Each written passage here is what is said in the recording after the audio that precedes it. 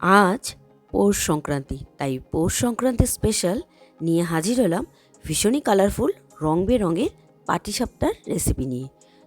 খুবই টেস্টি এবং খুবই সফট আমি আপনাদেরকে পাটিসাপটাটা বানিয়ে দেখাবো। তাহলে আর দেরি না করে ঝটপট রেসিপিটা শুরু করি। ভিডিওটি সম্পূর্ণ দেখুন ও চ্যানেলটি সাবস্ক্রাইব করে বেল আইকনটি প্রেস করুন, যাতে প্রতিটি ভিডিওর নোটিফিকেশন সবার প্রথমে আপনার কাছে যায়। আমি পাটিসাপটার রেসিপি বানাবো, সেই জন্য নিয়ে নিয়েছি 1 বাটির সমান ময়দা, আর ওই একই বাটির সমান আমি নিয়ে নিচ্ছি চালের গুঁড়ো, আর তার থেকে কম পরিমাণ আমি এখানে নিয়ে নিচ্ছি সুজি। আমি এর মধ্যে গুড় ব্যবহার করব না, সেজন্য আমি চিনি ব্যবহার করছি। এবার দিয়ে দিচ্ছি সামান্য পরিমাণ নুন। এবার ভালো করে শুকনো একটু মিক্সড করে নিচ্ছি।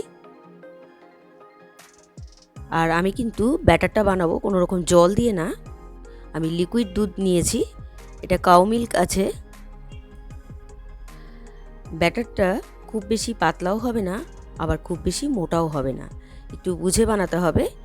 আর আপনারা যদি জলের পরিবর্তে দুধ ব্যবহার করেন তাহলে খেতে কিন্তু আরও বেশি টেস্টি হবে এবং সফট হবে। আমি ভালো করে একটু ফেটিয়ে নিচ্ছি। ব্যাটারটা তৈরি হয়ে গিয়েছে। আর আমি যেহেতু কালারফুল পাটিসাপটা বানাবো, সেই জন্য আমি নিয়ে নিয়েছি এখানে বিটটা আমি গ্রেট করে নিয়েছি, আর নিয়েছি পালং শাক আমি ভালো করে ধুয়ে পেস্ট বানিয়ে নিয়েছি। এবার ছেঁকে রসটা বের করে নিব। বিটের রসটা আমি বের করে নিয়েছি চিপে ছেঁকে নিয়ে, আর পালং শাকেরও রস বের করে নিয়েছি, দুটোই ছেঁকে নেওয়া আছে। এবার যে ব্যাটারটা আমি বানিয়ে রেখেছি সেটাই আমি 3 ভাগে ভাগ করে নিব। যেহেতু সাদা, সবুজ আর লাল পাটিসাপটা বানাবো, সেই জন্য আমি 3 ভাগে ভাগ করে নিচ্ছি। একটা বাটির মধ্যে আমি ব্যাটারটা আলাদা করে নিলাম। এবার আর একটা বাটির মধ্যেও আমি ব্যাটারটা আলাদা করে নিচ্ছি। 3টে ভাগে আমি ভাগ করে নিলাম। এবার প্রথম বাটির মধ্যে আমি মিলিয়ে দিচ্ছি বিটের রস। খুব বেশি মেলানো যাবে না, তাহলে কিন্তু ব্যাটারটা পাতলা হয়ে যেতে পারে। ভালো করে বিটের রসটা মিশিয়ে দিচ্ছি। দেখুন কি সুন্দর কালার চলে আসলো, একদম লাল হয়ে গেল ব্যাটারটা। এবার আমি সবুজ পাটিসাপটার জন্য ব্যাটার তৈরি করছি, মানে ব্যাটারটা তৈরি হয়ে গিয়েছে, তার মধ্যে আমি পালং শাকের রসটা দিয়ে দিচ্ছি। দিয়ে ভালো করে মিলিয়ে দিলাম। দেখুন সবুজ ব্যাটার তৈরি হয়ে গেল। আর আমি এখানে ক্ষীর ব্যবহার করব ভেতরে, মানে পাটিসাপটার ভেতরে পুর হিসাবে। প্যান বসিয়ে দিয়েছি, তার মধ্যে আমি দিয়ে দিচ্ছি তেল, একটু তেল ব্রাশ করে দিলাম। এবার আমি সবুজ পাটিসাপটাটা বানিয়ে দেখাচ্ছি। হাতা করে সামান্য পরিমাণ আমি নিলাম ব্যাটারটা, আর ভালো করে মিলিয়ে দিলাম। এবার তার মধ্যে আমি ক্ষীর দিয়ে এবার ফোল্ড করে দিচ্ছি, খুব সাবধানে ফোল্ড করছি।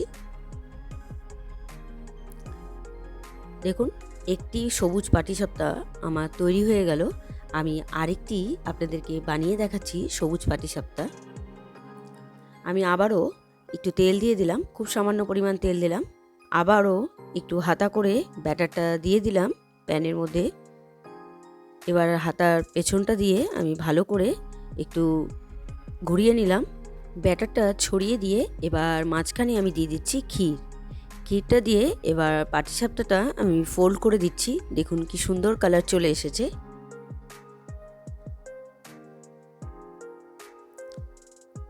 তৈরি হয়ে গেল আমার দুটো পাটিসাপটা, দুটোই আমি সবুজ বানিয়ে দেখালাম। এবার আমি লাল পাটিসাপটা আপনাদেরকে বানিয়ে দেখাবো। আবারও আমি একটু তেল ব্রাশ করে দিলাম। এবার হাতা করে আমি আবার লাল রঙের ব্যাটারটা দিয়ে দিচ্ছি, একটু ছড়িয়ে দিয়ে ব্যাটারটা। তারপর আমি এর মধ্যে দিয়ে দিলাম ক্ষীরটা দিয়ে আমি সাবধানেই ফোল্ড করে নিচ্ছি।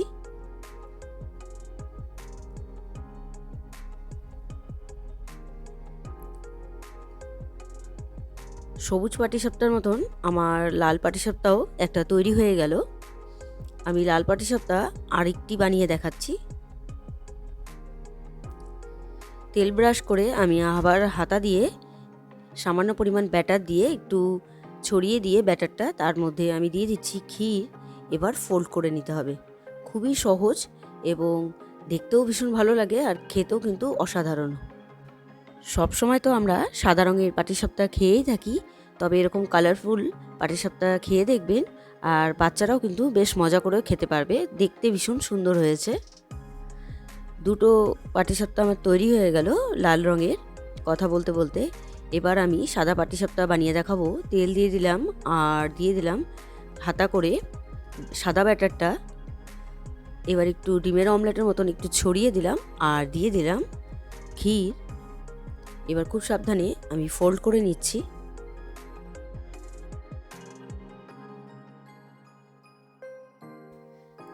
যেহেতু আমি এখানে কাউ মিল্ক ব্যবহার করেছি, সেই কারণে এখানে পাটিসাপটাটা ভীষণই সাদা আসবে আর ভীষণই সফট হবে, আর খেতে কিন্তু দারুণ লাগে।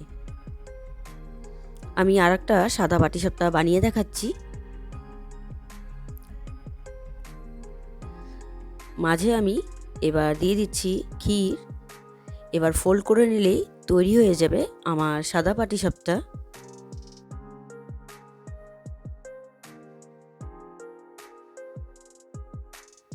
একে একে আমার সবগুলো পাটিসাপটা তৈরি হয়ে গেল আজকের পৌষ সংক্রান্তির স্পেশাল রঙিন পাটিসাপটা। কোনো রকম কেমিক্যাল রং ছাড়াই আমি বিট এবং পালং শাক দিয়ে আর দুধ দিয়ে পাটিসাপটা বানিয়ে আপনাদেরকে দেখালাম। আজকের এই কালারফুল পাটিসাপটা আপনাদের কেমন লেগেছে অবশ্যই কমেন্ট করে জানাবেন।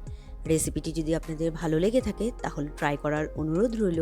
আর ভিডিওটি ভালো লাগলে like, comment, share and subscribe করতে ভুলবেন না। বাই।